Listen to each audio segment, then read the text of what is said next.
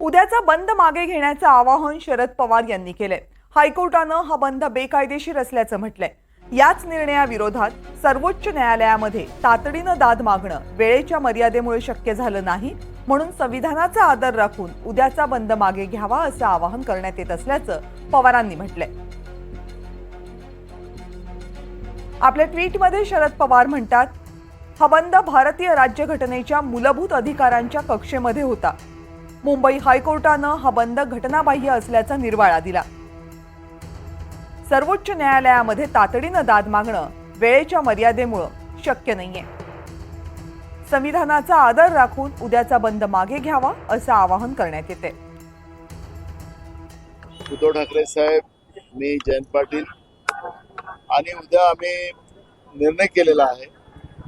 माननीय कोर्टाचा आदर करून आम्ही उद्या काळा झेंडा आणि तोंडाला काळी पट्टी बांधून दुपारी 11 वाजता ते 12 वाजेपर्यंत आम्ही पूर्ण महाराष्ट्रामध्ये या पद्धतीचं आंदोलन नाही, पण या मुस्कुटदाबीच्या सरकारच्या धोरणाच्या विरोधात आम्ही लोक शांततेनं बसू आणि कोर्टाचा आदर आम्ही त्याच्यामध्ये करू।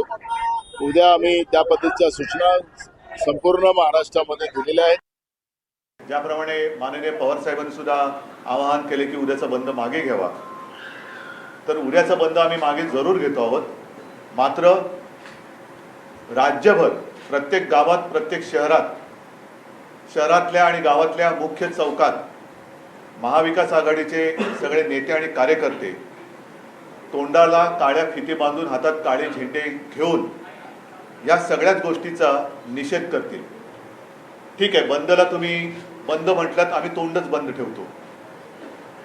एकूणच या लोकशाही मानणाऱ्या देशामध्ये फ्रीडम ऑफ एक्सप्रेशन ही गोष्ट आता शिल्लक आहे की नाही, मोर्चे, संप, हरताळ याला सुद्धा बंदी केली आहे का, लोकांनी भावना व्यक्त करायच्या नाहीत का, याच्यावरती घटनातज्ञांनी आपली मतं तत्परतेने मांडली पाहिजे।